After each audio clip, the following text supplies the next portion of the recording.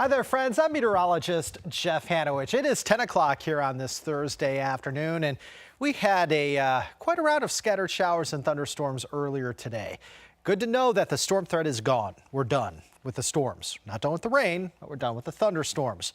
And if you're watching us in the highlands, in parts of the NRV, and in parts of the Roanoke Valley, you're probably saying, Jeff, all this weather was much ado about nothing. We saw some sunshine today. We were dry. That was not the case everywhere. Okay, parts of Roanoke, and especially as you head into Lynchburg and Southside, that is where we saw some really, really nasty weather earlier today. I mean, we are talking about hail the size of tennis balls in Campbell County, in Gladys. That's 2.5-inch diameter hail. We've had reports of egg-size hail. I believe that was in horse pasture in Henry County. That's 2-inch in diameter. We had several reports of golf ball size hail, which is 1 3/4 inches in diameter. And you'll see from these pictures I'm about to show you that hail was certainly part one of the equation today, but we also had reports of some wind damage as well. I want to show you this picture from Zachary in Martinsville, and you can see how much hail fell in Zachary's yard. I mean, he had more hail today than what you saw as far as snow was concerned this winter in Martinsville. Other pictures came in from Ridgeway. This is from Kimberly. That looked like it was about maybe golf ball size hail in Ridgeway earlier today. And of course, last but not least, we had quite a bit of hail on A. Farmer's deck. Looks like that was mainly quarter-size hail for the most part from what I'm seeing here on this picture. But I'll tell you, it was quite a day where these storms were just spitting out a lot of wind and a whole lot of hail as well. All these pictures were sent to us via Pinit. And we want, of course, you to be part of the story. And the best way for you to send us your pictures or videos is via Pinit. You can access it a couple of different ways. WSLS.com/pins, or you can access Pins or Pinit on our news app and our weather app. So to all of you who sent us your pictures and videos today, from all of us here at your local weather authority, we thank you a million times over. Of course, we always want you to be safe first, okay? So if you're at all worried about taking a picture and sending us, don't do it until you feel safe, okay? Number one most important thing, never jeopardize your safety in order to get a picture or a video for anybody, whether it's us here at WSLS or any other media outlet. Make sure you're safe first, and once the storm passes or once you feel safe, it's a good idea to, of course, send us your pictures at that point. Again, we want you to be a part of the story. Best way to send us your pictures or videos, WSLS.com/pins. Told you that the storm threat is over. Thank goodness, because wow, was it nasty. The storms really started in Carroll County, and then they moved through Franklin and Henry counties, and they moved through portions of Bedford, Pennsylvania, and especially into Campbell counties. Then they impacted you folks in Appomattox, Charlotte, and Halifax counties. So the storms kind of moved in a fashion similar to where my hand is going right now. The showers and thunderstorms are moving out. Storms are done. The rain is not, okay? I want to show you this graphic. This tells you how many storm reports we had, and I would say we've had about 20 to maybe 30 storm reports across the region. You'll notice most of the wind damage was actually along the 220 corridor going from Franklin County south into Henry County. Henry County also had a whole lot of hail reported. Again, that is where we had the potential for egg-size hail near horse pasture, and a couple of reports of golf ball size hail in other portions of Henry County. And then we also had quite a bit of hail reported out across portions of Campbell County. That's where we had the tennis ball size hail reported in and around Gladys. So every little icon you see here is either wind damage or reports of hail. And there were lots of them today, no doubt about it. All right, friends, I want to show you the bigger picture now. And this front is now moving away from us, but here's the problem. This front is going to stall just south of us. It's going to stall close enough to us where it is still going to be a player in our weather as we head into Friday and maybe even as we head into the day on Saturday. So while the thunderstorm threat is gone, the rain threat is not. You got to keep in mind the infamous wedge is building in for us here tonight into tomorrow. And what that means is that east or northeasterly wind is going to trap and bake moisture up against the mountains. We're going to be very cloudy here Friday, probably even into most of Saturday, and temperatures are only going to be in the 40s and 50s. Can't get severe weather when you're that chilly, so we're thankful for those cooler temperatures for that reason. But in the same breath, it's not going to feel anything like early April outside. You know, it's been feeling more like May and June here of late. Tomorrow and on Saturday, it's going to actually feel more like February outside. I want to show you future tracker. And again, we're going to have those showers building in again as we head into later tonight. I would say after about 2, 3, 4 o'clock in the morning, we're going to start to see some scattered showers around. It looks like at 8 a.m. areas along and south of Highway 460 will have the best chance for some rain. The rain then becomes, I think, pretty much area wide as we head closer to lunchtime tomorrow. It is going to be raining quite a bit. Notice, though, that the rain is going to be heavier south and a little bit lighter to the north. As we continue to go through time, by about dinner time, it looks like you folks north may get a break from the rain with the best chance for rain around dinner time tomorrow, lying in areas along and south of Highway 460. So looks like the best chance for some heavier downpours tomorrow will lie in the NRV and also into south side locations, although even further north, you're probably going to get wet. Now, again, I stressed to you, we're not looking at the chance for thunderstorms tomorrow. No thunderstorms, but we could pick up on a couple of pockets of heavier rain. And as a matter of fact, before all is said and done, Friday into Friday night, we could see anywhere from about 1/10 of an inch to about 1/2 inch of rain, maybe slightly higher totals in a couple of areas. Let's look at Saturday. Saturday, the best chance for rain will be along and south of Highway 460. And again, the main precipitation type Saturday morning will be rain. However, towards the highest elevations along the spine of the Blue Ridge, especially again towards the southern Blue Ridge, we're talking parts of Carroll and Floyd and Grayson, maybe even into the highest elevations of Wythe counties. Again, you have to be above 2,000 or 2,500 feet, but you could pick up on a couple of sleet pellets. That is a possibility for us here Saturday morning. And again, on Saturday, the best chance for some lingering rain will be in areas along and south of Highway 460. And I think there's probably a better chance for a little bit of rain in those areas in the morning. I think a lower chance as we head into the afternoon. I think by dinner time on Saturday, most of us should be dry. So Friday looks wetter than Saturday. Again, Saturday looks to be a little bit wetter in the morning, a little bit drier in the afternoon. Friday, it's going to be raining, I think, especially south all day long. All right, so Friday could be a washout for places like the NRV, south side locations. Not a washout, though, as we head into Saturday.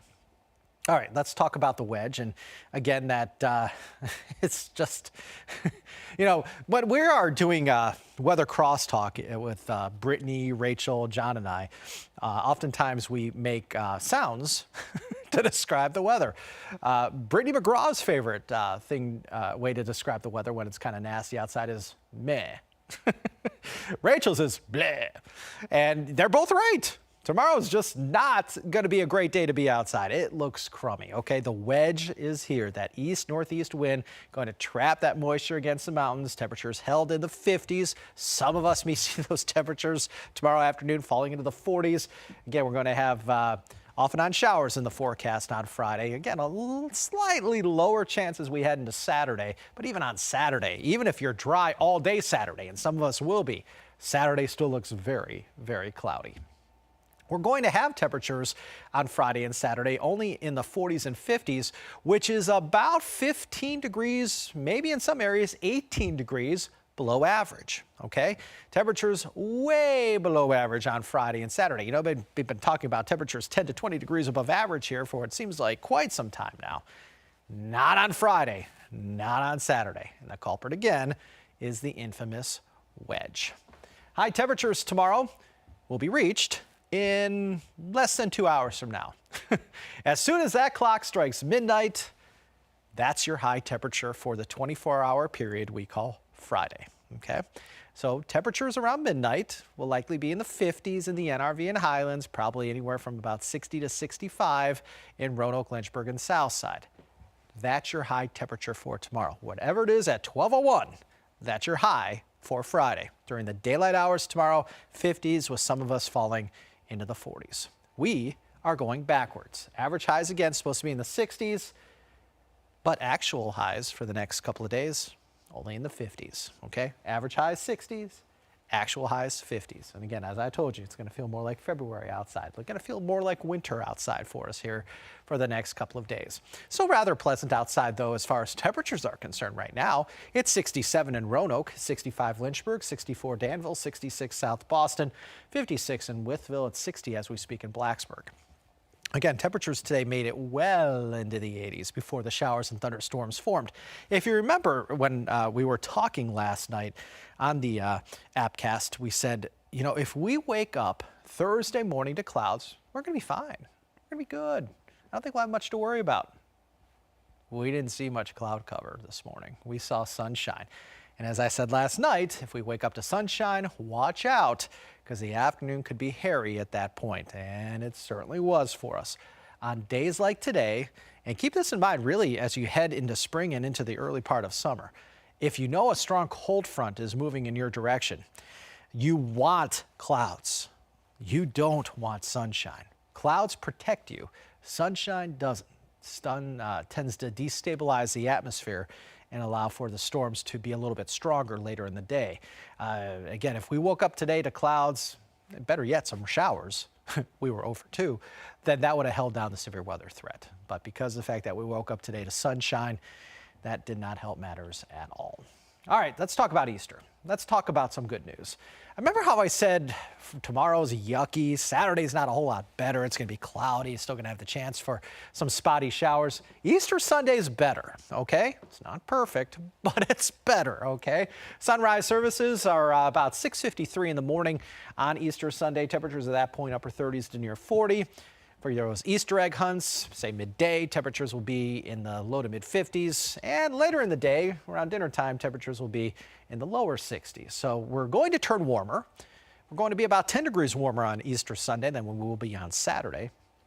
But still temperatures on Easter Sunday a little bit below average for this time of year. Don't be surprised to perhaps see a little bit in the way of some lingering cloud cover very early on Sunday. I think the trend will be for us on Easter to see increasing amounts of sunshine as the day goes on. So for tonight, the rain has cleared, but more rain may start to push in later on. Okay, overnight lows tonight in the 40s and 50s as we do start to cool off.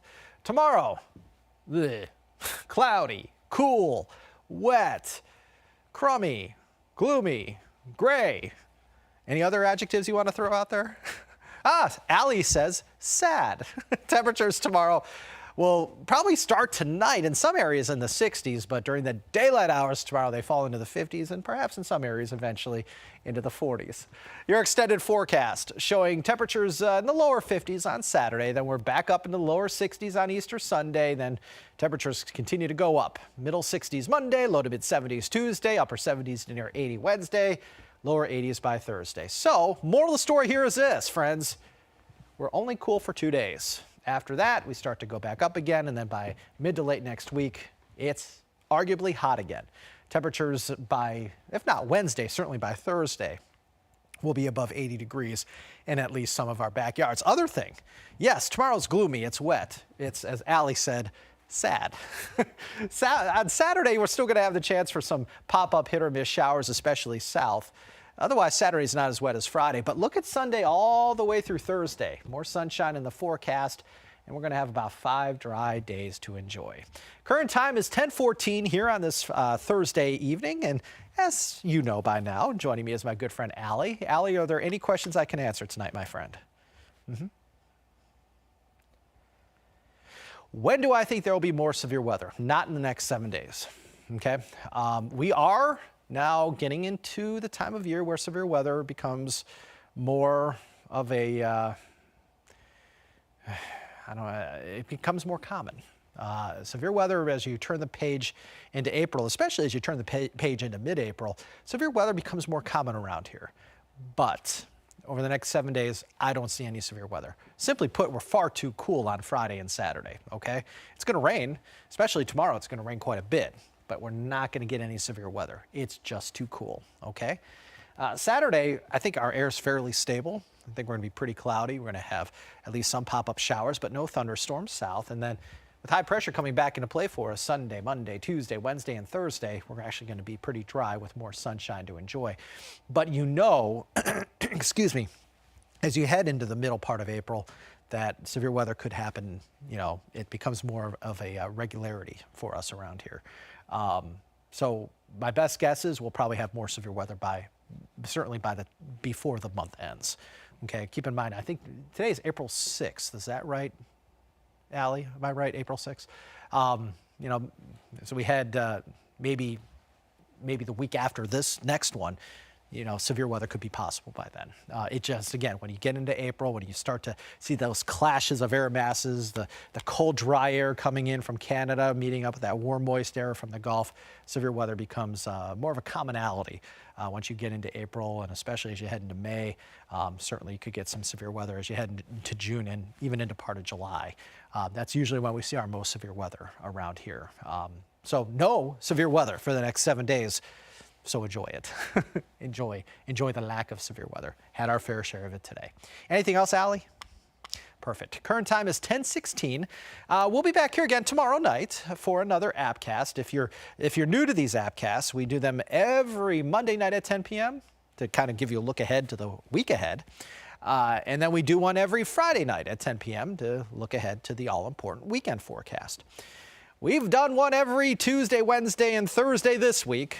Or I should say every Tuesday. We've done one every day this week, including Tuesday, Wednesday, and Thursday, because frankly, the weather needed it. The weather wasn't, rainbows and butterflies for us this week. So of course, we do one every Monday at 10 p.m., every Friday at 10 p.m., and we'll do them as need be on Tuesdays, Wednesdays, and Thursdays. Again, this week we've done one every night.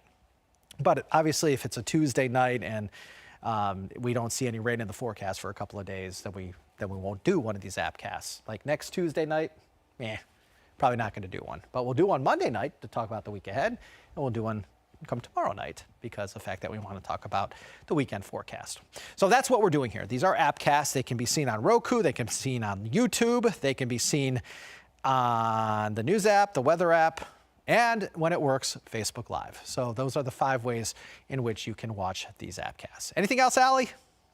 Perfect. All right, friends, we'll see you back here at 11 o'clock with our newscast.